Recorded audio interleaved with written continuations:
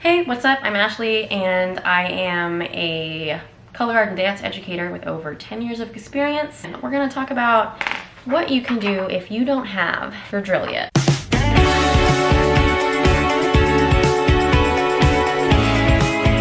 When you guys start planning the season in the spring or winter, I don't know when you do it, how it works at your school, talk with your band director and the drill designer and kind of go through, once the show is picked out, go through the storyboard.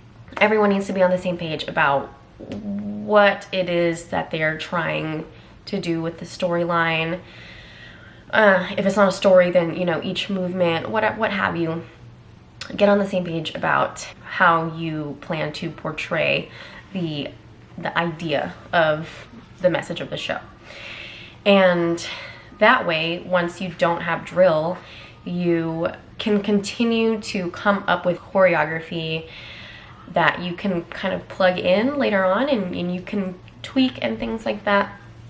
That will help so much. For example, if you know that this is the section where we're gonna do the big hit, this is where, you know, if the drill designer or the program coordinator might have a vision, and it's, if you're on board and you know that that is the expectation, then you can go ahead and go to rehearsal and plug that in. So even though you might not have the drill for that yet, you know that this is the intended moment and you can just teach it to everybody. It's useful to teach choreography in like A, B, maybe C, D phrases, just like different things that you can have that have opposing motion, high, low, that kind of a thing. Teach everybody all of the parts just in case.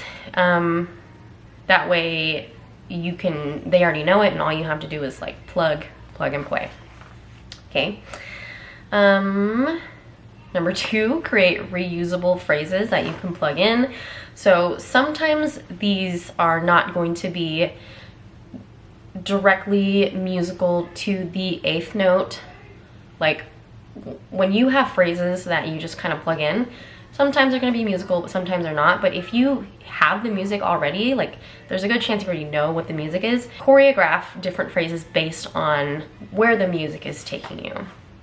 And that way you can use that when that part of the music comes up in the show. You can just stick it in where it goes. Most hits are usually big hit, as in like a big musical moment. So if you're gonna have a big park and bark moment in your show, then probably the whole color guard, probably sometimes they have us running from end zone to end zone.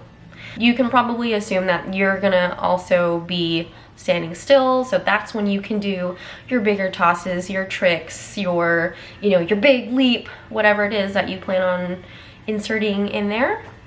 Just know that typically big moments are standstill, and so you can take advantage of that by planning for that, knowing that you're not gonna have to travel during the choreography. You'll be standing still, so you can do that big old firebird leap or whatever you want them to do.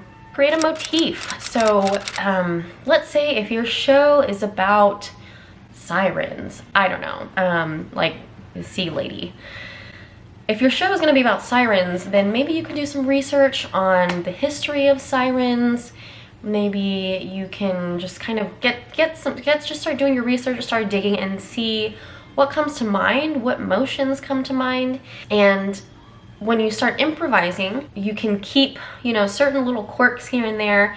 And like, for example, let's say that the motif is a body wave to symbol the ocean and then a big arm gesture and maybe a hair flip, because who doesn't love a good hair flip? So let's say that's the show is about sirens and that is going to be your motif. That's something that you can easily insert in here and there, and it helps to make your program feel more cohesive and connected and makes your job as a choreographer just a little bit easier. So that is something else to think about. Something else to add on to that is listen to the music, improvise to the music. If you are not great at improvising, if you feel like you're stuck, I've got a freebie linked in the description below. I've got one of my favorite improv exercises that I love to use on my students when I'm teaching choreography, so you can grab that for free. And just kind of take it and run with it and see where the music takes you. And same thing, find if there's something that you end up doing in your improv that you like, you can just put it in your back pocket and sprinkle it.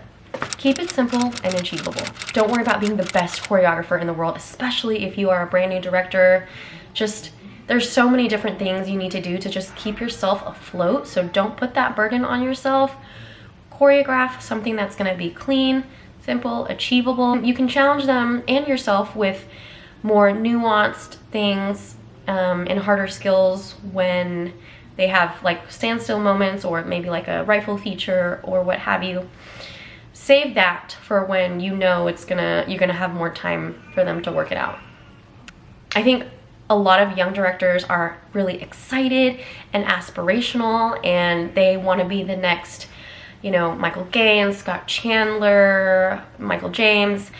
They want to be this person that they really aspire and look up to, but just focus on the show as a whole, and then as you continue on your color guard director career, you can continue to refine.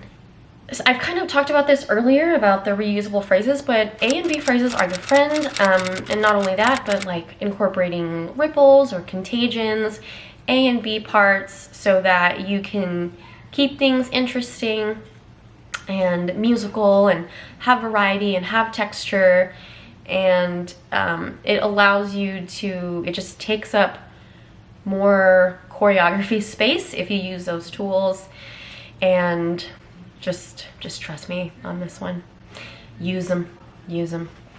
You can also refer to the score sheet, and that will kind of tell you what the judges are looking for within your classification, and that will help guide your choreography as well. You can totally reuse choreography from the beginning at the end, like especially if it's in the music. Like, let's say the music is like an ABA format where they introduce a theme and then there's a ballad in the middle, and then the closer it has the same theme in the closer. Obviously a little different, but it's essentially, the same because it's ABA. So you can take advantage of that and create a nice little bookend moment. It makes your life easier because you're not having to take time to reinvent new choreography or like use the brain power to think of something new. When the music is already repeating, you're totally allowed to repeat too. I've already said that in another point, but it is that important for me to share with you. Again, if you're interested in that free improvisation exercise that I've got for you, it's in the description. It's on my website, and it's my fave. I absolutely love it. It's so versatile. There's so many different things you can do with it. If you have any questions about that, feel free to reach out to me in the comments or whatever. You can find me on social media. I'm more than happy to chat with you. If you're looking for a community to ask questions and things like that, I've got a Facebook group. It's called Color Guard Professional Development Community. My goal is to make content like this so that it reaches as many newer directors. I make this content for you guys, so if you could give this video a like, subscribe to the channel, because I'm gonna keep them coming for you. That way other people who are also new to the game can get their eyes on this video. It'll help them out, hopefully. Leave me a comment and let me know what you thought was most helpful, and I'll see you next time.